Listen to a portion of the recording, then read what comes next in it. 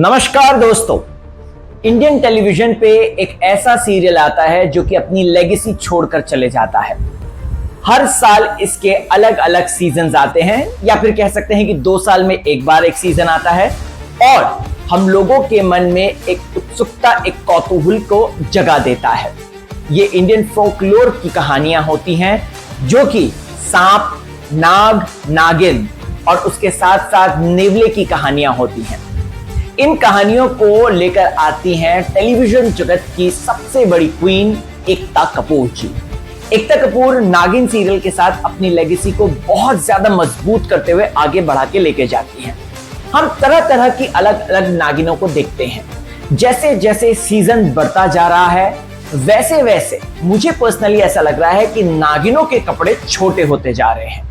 अगर आप सीजन 1 जो 2015 में शुरू हुआ था और सीजन 7 जो 2025 में शुरू होने वाला है, इसके बीच के अंतराल को देखेंगे, इसके बीच की अलग अलग नागिनों को देखेंगे, तब आप इस चीज को आसानी से समझ जाएंगे कि भाई राहुल भोज एकदम सही कह रहा है।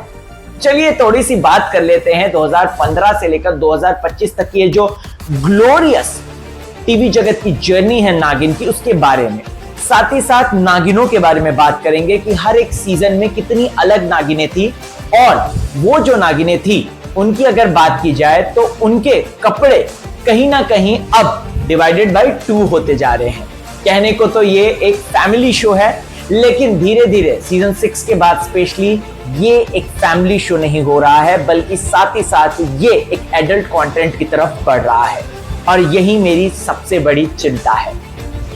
दोस्तों, बात की जाए अगर 2015 की नागिन की, मौनी रॉय से खूबसूरत नागिन हम लोग आज तक इमेजिन नहीं कर पाते। जब भी नागिनों के बारे में बात हो जाती है तब तक मौनी रॉय को हम लोग याद करते हैं। मौनी रॉय अभी तो टेलीविजन से निकलकर फिल्म इंडस्ट्री में अपना करियर चमका रही हैं और ऑफ कोर्स ब्रह्मास्त्र में क्या जबरदस्त उन्होंने काम किया था और नागिन करके ही कहीं ना कहीं उन्हें ब्रह्मास्त्र के उस कैरेक्टर में भी इतनी एनर्जी, इतनी जान उन्होंने डाली।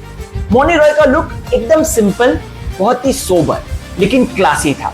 जिस तरीके से शिवन्या और जिस तरीके से इन्होंने अपना किरदार निभाया था वो सचमुच में देखने लायक था। मौनी रॉय को ड्रेस को हम 10 आउट ऑफ 10 देते हैं क्योंकि वो सादगी से भरी थी, सिंपल थी और फैमिली ऑडियंस के मन की थी। इस नागिन की कहानी में यानी कि सीजन 1 सीजन 2 में हमने एक और नागिन को देखा जो कि अदा खान की थी। अदा की भी ड्रेस को इतने खूबसूरत से प्रस्तुत किया गया था कि जो बिल्कुल भी ज्यादा वल्गर या फिर चीप नहीं लग रही थी, जैसे कि हम सीजन 6 या सीजन 7 में नागिनों को देख रहे हैं। अगर बात की जाए फिर सीजन आगे बढ़ता है, सीजन 2 में भी मौनी रॉय थी और मौनी रॉय के कपड़े ले लीजिए, उनके एक्सप्रेशन ले लीजिए, वाकई नागिनों वाले थे। नागिन किरदार वो है जो कि एक उम्फ फैक्टर को लेकर आता है, वो एक डिजायरेबल कैरेक्टर है और दर्शकों को वो बहुत ज्यादा पसंद आता है। जब जब कभी हम नागिन को देखते हैं अगर ऑन स्क्रीन, तो हमारे दिमाग में जहन में एक बात आती है कि वाओ, हमें यही चाहिए। तो ऐसे में मोस्ट डिजायरेबल कैरेक्टर बन जाता है नागिन का। सीजन 2 होता है, फिर आता है सीजन 3। सीजन 3 की नागिन सुरभि ज्योति थी और हमने देखा कि उनके साथ अनीता हसनदानी ने भी अच्छा काम किया था। दोनों नागिनें थी और दोनों के जो कपड़े थे वो काफी ज्यादा सोबर थे और यस ऑफ कोर्स टेलीविजन की ऑडियंस जो कि घरेलू महिलाएं या फिर बच्चे ये सब होते हैं मिलकर, तो ये बहुत ही ज्यादा अच्छे तरीके से हमारे सामने प्रस्तुत किया था एकता कपूर जी ने। नागिन अभी भी मॉडर्न थी लेकिन हाँ, वल्गर नहीं हो रही थी। और मैंने जो जैसा कि कहा है कि नागिन के सीजन बढ़ते गए लेकिन कपड़े छोटे होते गए, यहां पर कपड़े बराबर थे। वैसे तो कपड़े को लेकर हम नहीं बात करते, लेकिन क्योंकि ये एक प्राइम टाइम शो है जिसे फैमिली ऑडियंस बैठ कर देखती हैं, तो कहीं ना कहीं उनके लिए अनकंफर्टेबल सिचुएशन भी पैदा करता है। फिर आता है नागिन 4 जहां पर निया शर्मा और जास्मिन भसीन थी। इनके किरदारों ने भी अपने अपने तरीके से नागिनों को बहुत अच्छे से जिया। अच्छे से आप देख सकते हैं इनकी ड्रेसिंग कितनी शानदार है और इनकी ड्रेसिंग में भी किसी भी तरीके की कोई भी खोट नहीं थी। फिर उसके बाद आता है नागिन 5। ओ माय गॉड, इसमें हमने हिना खान को देखा था और उसके साथ साथ सुरभि चंदना को देखा था और इनके कपड़े भी शानदार थे। सुरभि की तो ड्रेस की काफी ज्यादा लोगों ने तारीफें करी थी।